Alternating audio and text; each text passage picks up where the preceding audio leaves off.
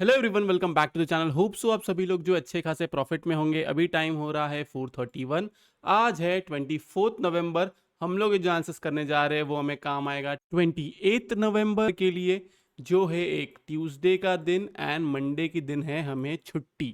आज का दिन अच्छा खासा प्रॉफिटेबल रहा। जितनी बार भी मार्केट ऊपर की तरफ गया, अबे मैंने आपको क्लियर कट कह दिया था कि मैं सेल साइड में ही इंटरेस्टेड हूँ। मैंने ऑप्शन सेलिंग ही किया था। ऑप्शन सेलिंग विथ हेज भी नहीं किया था, मैंने ऑप्शन सेलिंग किया था और बहुत क्लियर कट। कल के दिन जो मैंने कैरी फॉरवर्ड किया हुआ था 43,600 का ट्रेड, कॉल राइटिंग की हुई थी, उसको बुक किया, देन वापस ऊपर की तरफ गया, वापस ऐड किया, फिर से नीचे की तरफ डिप लिया। मैं आप लोग को बता ही देता हूँ। और मोस्ट इंपॉर्टेंट, आज के दिन जो स्कैम हुआ है लोगों के साथ में, उस स्कैम के बारे में हम लोग बात करेंगे। ये मैं लगाता हूँ 15 मिनट्स का चार्ट। ओके, अब ध्यान से देखना। ये बैंक निफ्टी है, ये इसका स्टार्टिंग टाइमिंग है, ये वाला। ओके, उसके बाद में ये है 43,600 का चार्ट। इसके अंदर अगर हम लोग टाइमिंग के हिसाब से देखेंगे, क्या किया, खुलते ही पूरा प्रीमियम खा गया। ये सेम चीज मैंने आपको बताया। देन फिर से शूट किया ऊपर की तरफ। ये लोग ने आज बहुत क्लियर प्लान बनाया हुआ था कि रिटेलर्स को कैसे फंसाना है ऑप्शन बाइंग में। सिंपली ये लोग सिर्फ प्रीमियम के साथ में खेल रहे थे। ऊपर लेके जाते थे, वहां से शॉर्ट करते थे, फिर से नीचे की तरफ लेकर आते थे। अब यहाँ पे जो है मैंने फिर से शॉर्ट किया हुआ है और मैंने कैरी फॉरवर्ड किया हुआ है ट्रेड्स को। मैं क्लियर कट बता देता हूँ ट्रेड कौन से कैरी फॉरवर्ड है apart from option selling with hedge. अभी के लिए सिर्फ मैं ऑप्शन सेलिंग की बात कर लेता हूँ। ये आपको जितने भी ट्रेड्स दिख रहे हैं, ये नहीं, 19,900 नहीं, यहां से लेके यहां तक ये ट्रेड्स को मैंने कैरी फॉरवर्ड किया हुआ है। एंड ट्यूसडे के दिन मोस्टली मैं इसको बुक कर दूंगा। अगर मार्केट फ्लैट भी खुलता है तो सब में अच्छा खासा प्रीमियम डीके होगा। आप हर इसका अगर आप ट्रेड देखोगे तो आपको समझ में आएगा। देखो 15 मिनट्स में आपको लगाता हूँ, आपको समझाता हूँ। ये था 915, 43,600 हमने देख लिया।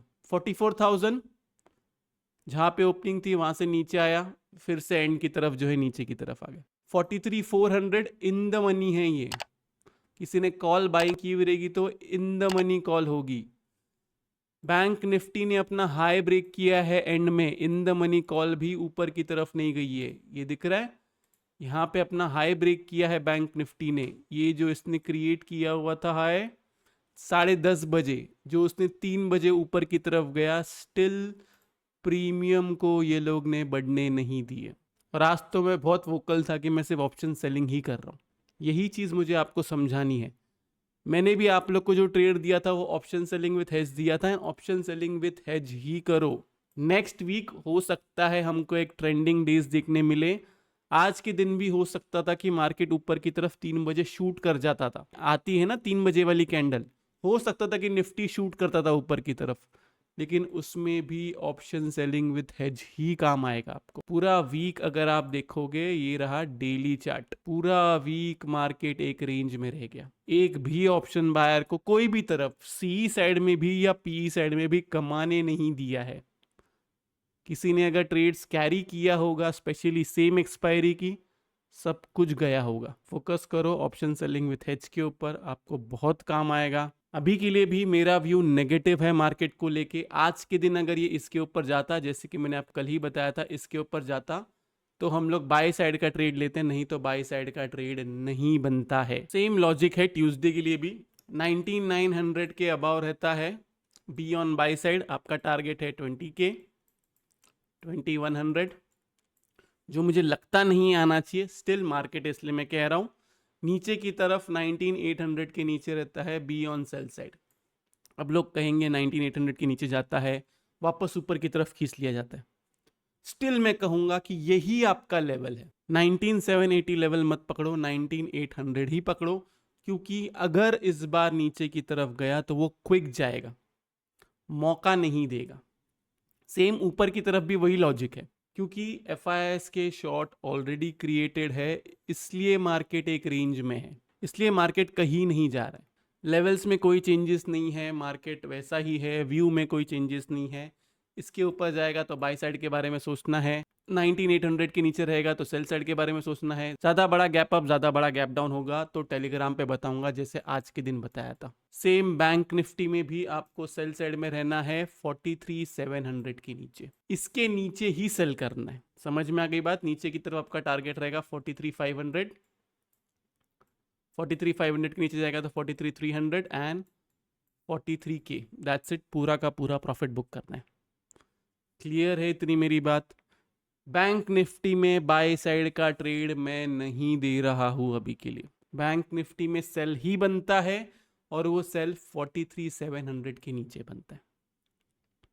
बाय का ट्रेड तब बनेगा जब 44 के अबाव हमें क्लोजिंग आएगी, और जिस हिसाब से मार्केट ऊपर की तरफ जा रहा है वो एक करेक्टिव पैटर्न में जा रहा है। अगर मैं आपको एक्सप्लेन करूं, ये कैसा, आर्ली में अगर हम लोग देखेंगे तो इम्पल्स बना के आया है, ये कैसा करेक्टिव पैटर्न में गया है। तो यहां से नीचे की तरफ ब्रेक करना चाहिए, 43,000 से लेके 42,800 तक आना चाहिए एक बार। लेकिन फिर से कहता हूं, सेल तब करना है जब 43,700 के नीचे रहेगा, वरना सेल नहीं करना है, नहीं करना है, नहीं करना है। बाय करना रहेगा, टेलीग्राम पे ही बता पाऊंगा, अभी बताना डिफिकल्ट है। जैसे आज के दिन बताया था वैसे ही बताऊंगा टेलीग्राम पे आपको कैसे प्ले करना है। फोकस ज़्यादा ऑप्शन सेलिंग विथ हेज पे रखिए। निफ्टी के अंदर अगर हम लोग देखेंगे तो निफ्टी पूरी तरीके से एग्जॉस्ट हो गया है। अब देखो गाइज, ये कहना मुश्किल है अभी के लिए कि ये ट्रैप है पूरा या फिर ये जो 2 दिन बना है ये ट्रैप है।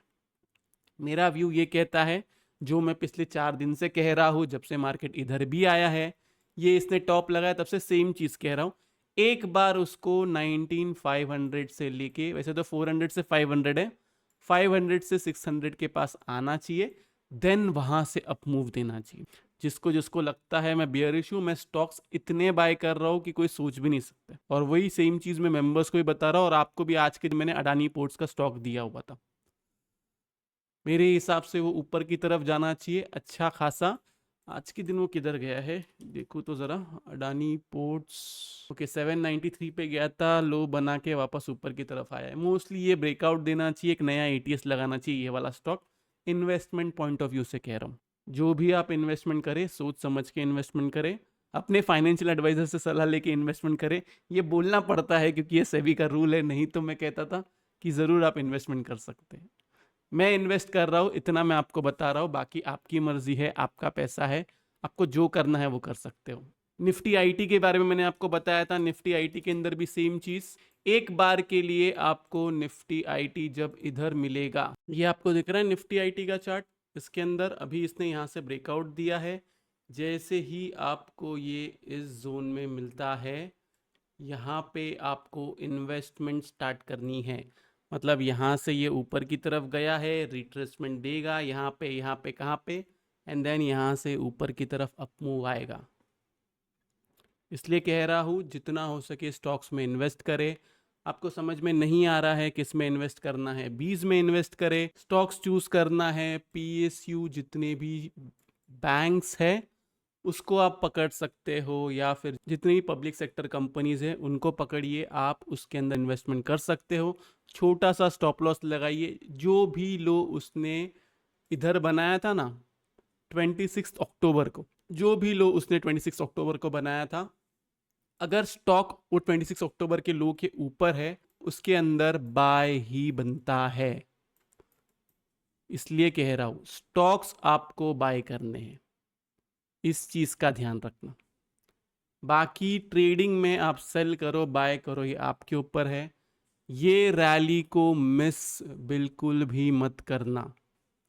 अगर यहाँ से जो मैं सोच रहा हूँ, जो मैं समझ पा रहा हूँ मार्केट के बारे में, अगर मार्केट रिट्रेसमेंट देके ऊपर की तरफ भागेगा तो वो फास्ट भागेगा। मुझे पता है बहुत सारे लोग सिर्फ ट्रेडिंग के लिए वीडियोस देखते हैं, मैं आपको कहता हूँ इन्वेस्टमेंट पे फोकस करो ज़्यादा।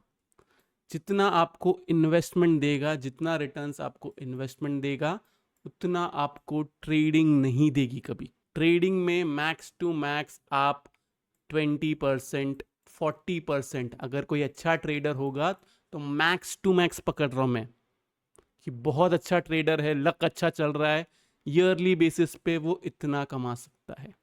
लेकिन अगर आप अच्छे स्टॉक्स में इन्वेस्ट करोगे जो फंडामेंटली भी अच्छे हो, टेक्निकल्स पे भी अच्छे हो, तो आपको इससे ज्यादा, मैं गारंटी दे सकता हूं, अगर आप अच्छे स्टॉक्स में इन्वेस्ट करोगे तो इससे ज्यादा आपको रिटर्न्स मिलेगा। आपका कैपिटल डबल भी हो सकता है, लेकिन लोगों में वो पेशेंस नहीं है। रिटेलर के अंदर खासकर उनको चाहिए क्विक मनी। ये क्विक मनी की वजह से जो ऑप्शन बाइंग कर रहे हैं सबके सब पिस रहे हैं।